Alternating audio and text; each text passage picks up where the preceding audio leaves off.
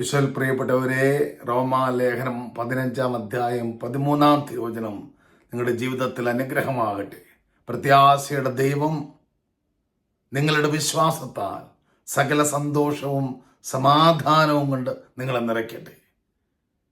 കർത്താവിൻ്റെ വാഗ്ദാനങ്ങളിലുള്ള വിശ്വാസത്താൽ, കർത്താവിലുള്ള വിശ്വാസത്താൽ എല്ലാ നിരാശകളും മാറി എല്ലാം ഉപരി നന്മയാക്കി മാറ്റുന്ന, രക്ഷിക്കുന്ന, കരുണ കാണിക്കുന്ന, വീണുപോയവരെ കരം നീട്ടി രക്ഷിച്ചെടുക്കുന്ന കർത്താവിൻ്റെ സ്നേഹം, കർത്താവിൻ്റെ പരിപാലന, കർത്താവിനുള്ള വലിയ വിശ്വാസത്താൽ വലിയ സന്തോഷവും സമാധാനവും നിങ്ങളുടെ ജീവിതങ്ങളിൽ നിറയപ്പെടട്ടെ.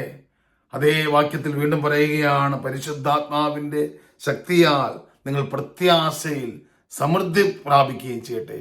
അപ്പം നിരാശകൾ മാറി പ്രത്യാശയിൽ നിരന്തരം മുന്നേറുന്ന ഒരു ജീവിതം നമുക്കുണ്ടാകട്ടെ എന്ന് പ്രാർത്ഥിക്കുന്നു. ഇപ്പോൾ തന്നെ ഹൃദയപൂർവ്വം ഇത് സ്വീകരിക്കുക. നമ്മൾ വീണ്ടും ഉൽപ്പത്തിയിലേക്ക് കടന്നു പോവുകയാണ്. ഉൽപ്പത്തിയുടെ 4-ാം അധ്യായത്തിൽ ആബേലിന്റെ അതിമനോഹരമായ സമർപ്പണം 4:4 കാണുകയാണ്. കൊഴുപ്പുള്ളതിനെ ഏറ്റവും പ്രാധാന്യം കൊടുത്തുകൊണ്ട് ദൈവം സംപ്രീതനാകുകയാണ് ആബേലിന്റെ ബലിയിൽ. പുതിയ നിയമത്തിലേക്ക് കടന്നു വരുമ്പോൾ എബ്രായലേഖനം 12:24 പഠിപ്പിക്കുകയാണ്, ആബേലിൻ്റെതിനേക്കാൾ ശ്രേഷ്ഠമായ യേശുക്രിസ്തുവിന്റെ തിരുരക്തം ദൈവസന്നിധിയിൽ കരുണയ്ക്ക് വേണ്ടി നിലവിളിക്കുകയാണ്. ദൈവസന്നിധിയിൽ നമുക്ക് വേണ്ടി സംസാരിക്കുകയാണ്. ആബേലിന്റെ രക്തം നീതിക്ക് വേണ്ടി നിലവിളിച്ചുവെങ്കിൽ യേശുക്രിസ്തുവിന്റെ രക്തം നമ്മുടെ രക്ഷയ്ക്ക് വേണ്ടി, നമ്മുടെ മേൽ കരുണ ചൊരിയപ്പെടുവാൻ വേണ്ടി നിലവിളിക്കുകയാണ്.